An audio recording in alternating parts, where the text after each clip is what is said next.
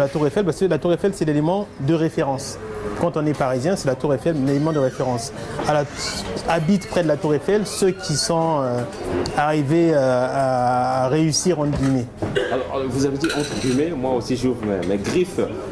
Cette phrase, elle est vôtre. J'étais fier de pousser et de fleurir entre le square du quartier des Rhododendrons et la butte verte du quartier Les Tamaris. Oui, ce qui se passe, c'est que... Il y a une enfance qui se laisse lire.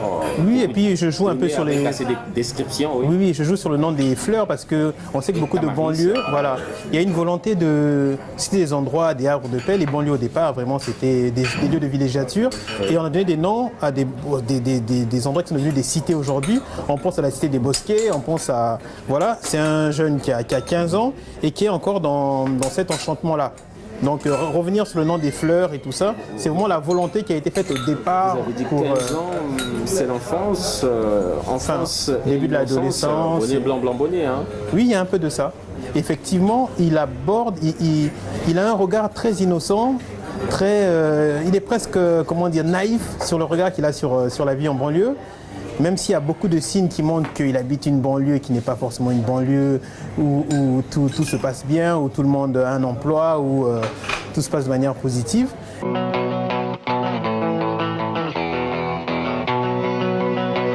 Sous mes paupières, vie extérieure, c'est un ouvrage collectif de 10 auteurs. Ils sont français, congolais, ivoiriens et que sais-je encore, tous résidant ici en France, plus précisément à Paris. Comme qui dirait, ce sont les auteurs de la marginalité à leur façon, leur lecture sociologique de cette société autre que celle de la France, mais également quelques-uns qui sont repartis dans leur biotope, je vais dire, leur lieu de naissance, pays d'origine. Alors chacun à sa façon, avec ses mots, dans son style, a su pondre, permettez le terme, ces nouvelles qu'on retrouve dans cet ouvrage. Mais nous avons eu la chance de rencontrer Marien Foné Gombe, lui, oui, et nous accorder l'interview. Voici donc un extrait de cet entretien qu'on a eu avec Marien Foné Gombe, l'auteur de la nouvelle Taxiphone. Oui, ce qui se passe, c'est que moi, je suis un auteur j'ai une écriture réaliste plutôt. Voilà. Mon écriture se base sur des choses très proches de la réalité. Oui. Et donc, forcément, il y a un peu de vrai, de réalité dans tout ça. Donc, il est question d'une banlieue francilienne. Ouais. Et du coup, c'est un sujet qui permet d'aborder le sujet du recueil de nouvelles qui est la marginalité. Donc je parle de la banlieue qui est un lieu marginal en lui-même et après je m'attarde sur le Taxiphone qui est une vue sur la ville en elle-même, cette petite ville avec tous des personnages. Avant d'arriver au Taxiphone, c'est cette enfance, plus ou moins innocence. Vous jouez à un jeu de cache-cache, course à pied et voilà. Également. Je voulais croiser le regard entre un jeune de banlieue un peu naïf, qui voit la cité de façon un peu comme ça, en surface, avec tous ces noms de cités, avec des noms de fleurs, Amaryllis, on connaît des cités, les Bosquets, des cités, des jolis noms, oui. Qui cachent souvent des tristes réalités. Et c'était mettre en parallèle ça, cette idée de le narrateur qui est un jeune qui rappelle, se souvient ses 15 ans, et qui voit cette belle ville, qui parle de Tag de façon naïve, qui parle qui parle des différents endroits de cette vue sur la galerie marchande, qui voit de façon très positive, qui se rappelle tous ses souvenirs d'enfance, qui a grandi en telle cité. Et après, je croise son regard avec le regard d'un homme qui est arrivé en cité U pendant les 30 glorieuses, qui a connu la cité U quand avait du travail, quand l'immigration n'était pas stigmatisée comme aujourd'hui, et qui déchante après autant d'années passées dans cette cité, je dis cité U, lapsus, dans cette cité en fait, dans cette ville ce quartier. Et voilà, c'est un peu ça. C'est pour ça qu'il y a l'enfance au début qui est assez joyeuse, et après on arrive à cette vision un peu plus sombre du vieux Sidibé qui est le personnage principal. Avant d'arriver à Sidibé, c'est aussi ce regret de voir ses parents quitter la France pour aller repartir à Kinshasa. Voilà, donc très vite, au début de la nouvelle, on se rend compte que le narrateur dit qu'il habite avec son grand frère, ses parents, ils sont origines de la RDC, ses parents sont repartis à Kinshasa, il regrette un peu ce départ qui vit douloureusement, et au fil de la nouvelle, ça va faire écho à d'autres départs, d'autres personnages dans cette petite ville, et qui comprendra plus tard les raisons de ce départ, qui sont liées également aux raisons du personnage principal, son envie de repartir dans sa ville natale. Les tags, une expression. Voilà, donc il décrit un peu cette ville. Il parle des tags qui sont très jolis, colorés, qui colorent un peu tous les rideaux de fer qui sont définitivement baissés parce que les boutiques ont fermé. Beaucoup ont mis la clé sous la porte parce que voilà, c'est plus des villes florissantes. Sous le paillasson. Voilà, sous le paillasson, exactement. Et naïvement, il se plaît à aimer ces tags et tout ça. Mais en même temps, ces tags, c'est un témoignage aussi du fait qu'il y a une déchéance dans ces villes. C'est-à-dire que et dans ces tags, chacun s'exprime. Il y a beaucoup de choses et des messages subliminaux. Par exemple, vous écrivez France avec des SE, voilà, par exemple. Ce clin d'œil, par exemple. Il y a beaucoup de jeunes qui dénoncent la vie dans ces villes, en banlieue. Et donc là, en l'occurrence, l'exemple, c'est un jeune qui a tagué entre la France avec 2 S et la Tunisie. J'ai fait mon choix. Sous-entendu que entre ces deux cultures, il choisit la Tunisie et les 2 S de France, c'est pour faire un peu un clin d'œil à ces jeunes qui vivent mal la cité et qui estiment que la France est un état policier. Donc ils font un clin d'œil, un parallèle un peu facile, je dirais, entre la Gestapo, la SS et tout ça. Voilà, mais ça témoigne un peu quand même que même quand ce jeune parle de façon jolie de la cité, il y a un message sous-jacent, même dans son vocabulaire, des choses qu'on voit quand même qu'il n'est pas dans un endroit anodin. On sent quand même que c'est un endroit où c'est assez marginal. Il parle facilement des brigades de la BAC, mais il en parle de manière anecdotique. Brigade anticriminelle. Voilà, anticriminalité. Il en parle quand il parle de son grec là. Et voilà, dans son jargon, même quand il dit que la pharmacie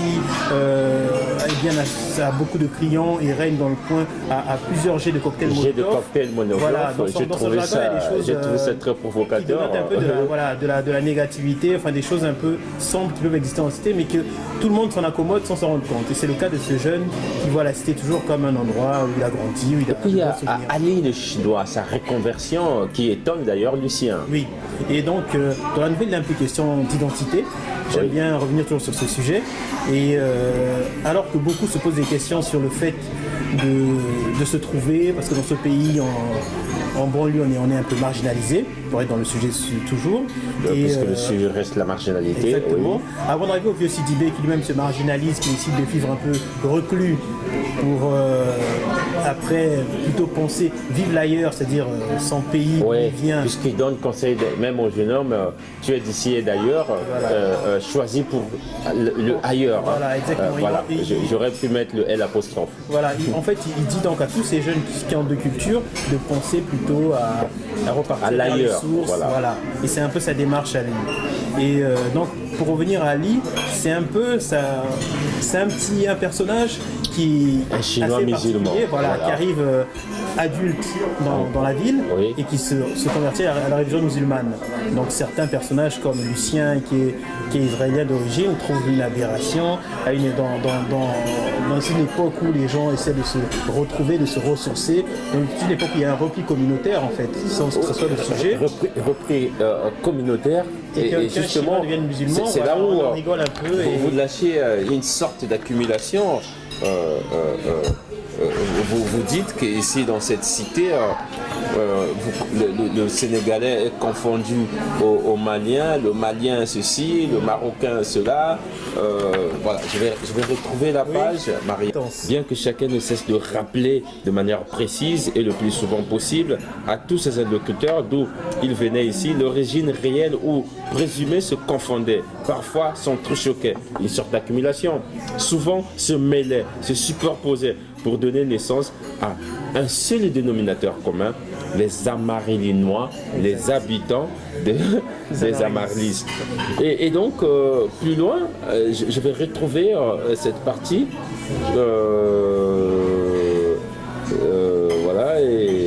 Voilà, je vais retrouver, vous allez me permettre, souvent se mêler. Attends, l'affluence, boutique. Oh là là. Bon, Freddy, là tu vas monter. Hein. Hollywoodien. Voilà. Dans mon quartier, les Grecs étaient Turcs, les Chinois étaient Laotiens, ceux qui passaient pour des Maliens étaient parfois Sénégalais, et le boulanger était Marocain, l'Algérien ou Tunisien, ceux selon le client. C'est ça.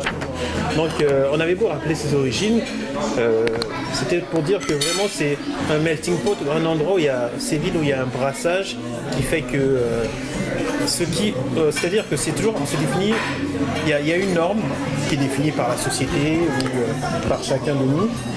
Donc certains voient ces villes de banlieue comme des endroits marginaux parce que concentrant beaucoup d'immigrés et voilà. Et pour ceux qui y vivent, c'est presque la norme pour eux dans le sens où le débat qui consiste à stigmatiser certaines villes et ça fait que au niveau des habitants même de ces villes-là, le débat n'a pas lieu d'être. Ils sont habitants de cette ville avant tout, avant d'être originaires de je ne sais où, du Laos, du Vietnam et ainsi de suite. Donc voilà. C'est toujours être cette dualité entre la marginalité et la norme qui sont en fait des notions absolument subjectives. Oui. Et voilà, c'est jouer sur ces deux notions-là. Et puis justement, c'est là où réside l'âme de votre nouvelle, le taxiphone.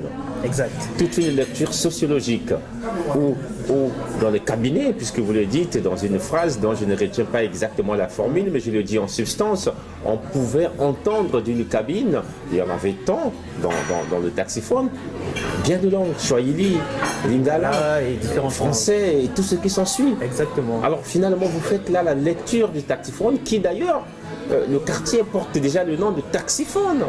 Oui, c'est-à-dire que c'est le propriétaire du taxiphone n'a pas donné un nom à son taxiphone. Vous le dites également dans votre nouvelle. Et j'ai écrit un recueil de nouvelles et un roman. Et à chaque fois, je pense que les lieux sont habités. C'est pour ça que là, à chaque fois que j'écris sur un lieu, je m'en suis rendu compte même sans vraiment le faire de manière consciente. Mais effectivement, c'est des lieux dans lesquels il y a ça résume absolument vous appelez il y a l'âme même de l'âme, c'est-à-dire l'âme de rhododendron. C'est justement le quartier général, c'est le taxiphone. Tout le monde y va. Tout le monde y va. Pour passer un coup de fil à la famille en Afrique, s'assurer que le Western Union est arrivé, même pour discuter. Également. Et le narrateur il va même pour s'amuser à rêver de vacances avec ses amis. Et même sans les sous, on s'est dit bon, c'est un endroit de causerie. Exactement. Un peu comme quand on est au bled, on dit le coin du quartier, quoi. Exactement, comme à la boutique au coin de la rue, les shops au coin de la rue dans le quartier. C'est pareil, c'est des endroits qui sacralisent beaucoup de choses. C'est-à-dire que beaucoup, il y en a qui vont même faire du gringue à des copines et tout ça. Tout s'y passe parce qu'il y a des choses essentielles qui se passent à cet endroit-là. On vient se distraire, on vient poser des actes importants, envoyer des sous, aider la famille en Afrique et tout ça. Et au final, en passant une journée dans le taxiphone, on a un peu tous les personnages du quartier et on voit un peu tout l'intérêt à y être et les conséquences que le taxiphone a sur les uns et sur les autres. Et avant, on n'est toujours pas arrivé au vieux Sidibé. Mais justement, avant d'arriver à Sidibé, vous avez réussi ce qu'on appelle en littérature la polyphonie. Parlons d'abord de Rakesh. Oui. Rakesh qui est le propriétaire du taxiphone. Voilà. Donc au début ce n'est que le propriétaire du taxiphone. On n'a pas encore son avis sur la ville, qu'est-ce qu'il en pense, comment il a évolué. Oui. Mais c'est un homme averti qui a 3 taxiphones dans la ville, qui a compris que c'est un business qui marche beaucoup. On a une époque où la fibre optique n'est pas encore... il n'y a pas encore des opérateurs qui proposent toute les abonnements internet et tout ça. Donc tout le monde, pour appeler l'Afrique, vont dans ces endroits-là. Et il a le nez creux, il fait ce business-là. Donc il y a Rakesh qui a cet endroit-là. Il y a aussi il y a une autre personne qui tient un Grec Fruit. Et Rakesh, c'est un peu le grand frère. On parle de la pharmacie, qui fait bonne recette également. Aussi, voilà. Donc c'est vraiment une galerie marchande. Je décris la galerie marchande, les rideaux de fer baissés, les tags, le grec tenu par le grec d'honneur, bref, le taxiphone, la pharmacie. Voilà. C'est un peu ça qui rythme un peu la vie de ses habitants qui sont un peu en vase clos dans cet endroit-là. Et puis, justement, venons-en à celui-là. Vous prononcez son nom 37 fois. Le vieux Sidibé. 37 fois dans votre nouvelle, vous dites, vous prononcez le nom vieux Sidibé. Moi, je trouve ça plus ou moins brassavilloise. Oui. Le vieux Sidibé. Sidibé, le grand parieur au départ. Voilà. Sidibé, le très bouillant. Sidibé, celui-là qui pense que non. Le temps est arrivé de faire un comeback au pays. Voilà. Mais Sidibé, là je ne vais pas arriver dans son désenchantement, voilà, je vais pouvoir le prononcer. Parlez-nous justement de Sidibé. C'est un peu tous ces vieux qui sont les premiers à avoir habité dans une cité, en banlieue, qui arrivent d'Afrique une main d'œuvre indispensable, qui font tous les boulots que beaucoup ne veulent pas faire. Ouais. Et donc c'est le plein emploi. Le vieux Sidibé s'épanouit dans cette ville avec tous ces petits quartiers à des noms fleuris, enfin avec des noms fleuris, et tout se passe bien. Tamaris, tout ce qui et ainsi de s'ensuit, suite. oui. Voilà. Et le vieux Sidibé, au bout de quelques années, une trentaine d'années, voire un peu plus, se rend compte qu'il n'y a plus les mêmes perspectives. Déjà, il y a une stigmatisation par rapport aux immigrés, il n'y a plus d'emplois, les usines ferment, c'est la mondialisation, décentralisation, réduction d'effectifs. Et au niveau même de construction de cellules familiales, il a essayé quelques relations avec des femmes venues du continent qui ont ponctionné sa maigre bourse. Finalement, il décide de se retourner vers son pays, donc il construit au pays, il a une femme au pays, donc il vit ici vraiment sa dans la femme du privation pays la a plus vécu absolue. ici avec elle. Non, c'est une femme qu'il connaît quand il va en vacances là-bas, et donc il décide d'en faire son épouse. Et désormais, quand il est en France, il vit vraiment en préparant son retour au pays. Il envoie de l'argent à des cousins qui doivent construire sur sa construction. Donc vraiment, et ce vieux Sidibé, qu'on appelle vieux Sidibé par respect, par déférence, et puis le narrateur est l'un des seuls jeunes que le vieux Sidibé aime bien. Aime bien, Et oui. ce petit jeune appelle le vieux Sidibé, forme de respect. 37 fois Je m'en dans la suis nouvelle, vous prononcez le C'est nom pour dire l'affinité qu'il y a Sidibé. entre le narrateur, ce jeune Ah oui, narrateur, le oui. vieux Sidibé, qui respecte, qu'il admire. C'est un personnage symbolique, comme vous avez dit tout à l'heure. Il parie au PMU, dans les marchés, il discute. Il est vrai, il est là, il est Très bouillant, très vivant, très vivant vraiment, voilà. oui. Un Et puis personnage. soudain un jour, Et un jour, on il voit que le devient vieux Sidibé, plus ou peu moins à peu, on se triste, rend compte qu'il est oui. on le Moins voit bavard. moins bavard, il est plus Moins présent également moins au présent. taxiphone. Et on le voit surtout au taxiphone en fait, parce qu'il y va pour suivre sa construction, envoyer de l'argent à sa femme, donc future mère qui est enceinte en Afrique, au Burkina. Il est burkinabé, le vieux Sidibé. Et c'est là que le narrateur se rend compte que mais qu'est-ce qui se passe? Pourquoi le vieux Sidibé, toujours plein d'entrain, plein Devenu d'allant, presque devient taciturne. Exactement. Et c'est au hasard d'une rencontre. Une fois, il aide le vieux Sidibé à rentrer chez lui, les bras chargés en sortant de chez Annie le Chinois, pour ne pas le citer. Et après, de manière anodine comme ça, il entend la discussion, il brise un peu la glace. Le vieux Sidibé, qui est avec le narrateur, qui l'affectionne particulièrement, lui explique un peu le pourquoi de ce changement. Et c'est là que le jeune narrateur se rend compte que sa vision qu'il a de sa ville devient carrément opposée à celle qu'a le vieux Sidibé. Et justement, c'est là où le narrateur comprend le départ de ses parents. Voilà. Lui qui a 15 ans vu Voilà. partir ses parents. Exactement. Et c'est À le départ Kinshasa. du vieux Sidibé, fait écho au départ de ses parents pour Kinshasa, qui également, à un certain âge, à un certain moment, veulent rentrer chez eux. Et après, plus loin, Rakesh aussi, avec qui il échange, on se rend compte que Rakesh pense aussi pareil. Oui. Donc toujours dans cette Alors que quête lui qui d'identité, faisait bonne recette. lui, voilà, oui. qui s'en sort plutôt bien de manière Oui. sur le plan financier, c'est une affaire qui marche. Et pareil, il a un voisin de palier, Lucien, d'origine israélienne, qui aussi veut faire ce retour, la LIA, là où le voyage comme La il disait LIA, même, oui, ah oui. retour aux sources. Il se dit, mais il ne comprend pas cette démarche. Lui, il estime qu'on vit en harmonie dans cette ville, au non-fleurie, tout le monde s'entend bien, et il ne comprend pas cette démarche. Un melting pot, Voilà. comme on aime le dire. Donc la question c'est vraiment celle-là, c'est ils se sentent marginaux, lui pour lui en fait c'est vraiment la Justement, norme. je voulais arriver à la marginalité, c'était Oui. ma dernière des questions, mais là, c'est là tu as anticipé. Oui. Ouais, dans tout ça, je voulais te poser la question, comment lire la marginalité? Oui, voilà, donc c'est toute la subtilité de l'ouvrage, Oui. déjà qui traite du sujet, et je trouve que le collectif Parade autour des arts a eu une idée géniale, et en plus sans imposer de thème précis à chaque auteur, chacun a abordé la marginalité sans empiéter sur le sujet de l'autre. Donc il y a la prostitution, la mendicité, voilà.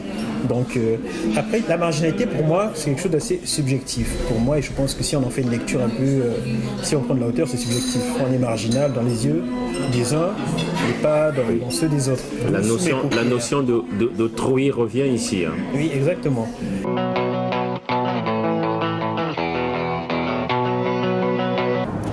Ce n'est plus un secret de polichinelle que parler de la constitution congolaise. Ces derniers temps, le débat est sur la table, tout le monde en parle. Mais seulement voilà la spécificité ici en France de ce groupe, cette association, Prenez la parole, que nous avons rencontrée. Pour eux, ils se disent, il a beau être intellectuel, mais la question est tellement importante qu'elle concerne tout le monde. Ils sont ouvriers, ils pensent avoir voix au chapitre. Nous avons donc fait réagir celui qui a eu l'audace, sinon le courage de poser la question, c'était à Bruxelles, au président Denis Sassou Nguesso, qu'il fallait changer la Constitution. Cela n'engage que lui. Et d'ailleurs, ici, nous profitons de dire à tous ceux qui pensent contraire, sinon le contraire, autrement que ce que vous allez suivre, ils ont le droit de nous appeler, car ils ont eux aussi le droit de prendre la parole.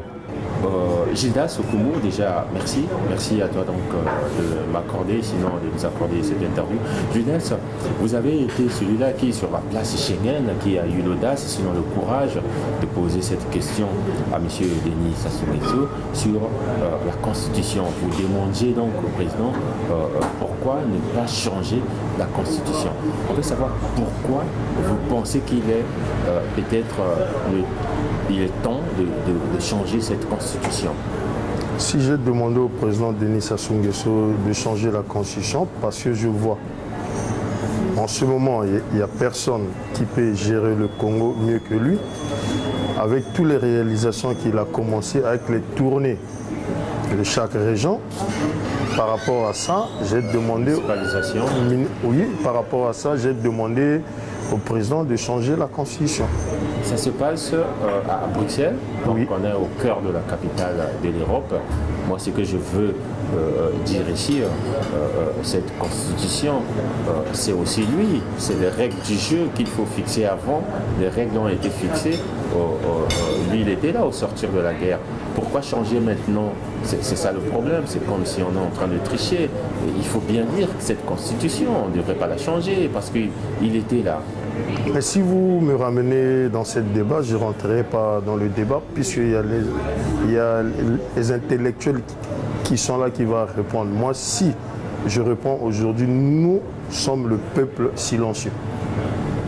Le peuple silencieux qui pense qu'il faut changer donc la Constitution. Je m'arrête là, je vais aller trop loin, donc je m'arrêterai là. Bon, vous vous arrêtez là, oui, mais au moins, dites-nous, vous étiez déjà en train de le dire, pour vous, quelles sont les vraies raisons? Allons pas à pas. Vous avez dit que non, parce que comme il est là, c'est parce que lui, il maîtrise le pays, c'est lui qui peut gérer le pays. Oui, gérer comment? C'est ça le problème. Mais gérer le pays avec toutes les réalisations qu'il est en train de faire de chaque région. Et puis avec lui, il y a la paix, il y a la stabilité. Oui. Aujourd'hui, avec tous les chantiers qu'il est en train de faire, donc c'est le petit peuple, nous les ouvriers, qu'on était oubliés. Aujourd'hui, on a la chance d'avoir un chef de l'État comme ça. C'est pour cela qu'on doit lui donner encore cette force d'aller toujours vers en avant et finir ces projets qu'il a commencés. En tout cas, Gildas, nous te disons merci. Merci à toi de nous avoir accordé cette interview. Moi aussi, je vous remercie. Merci beaucoup. Merci.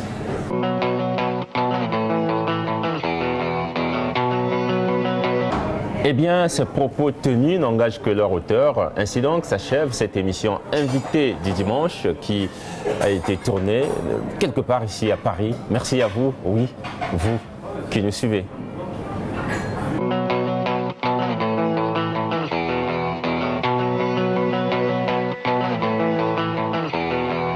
Llama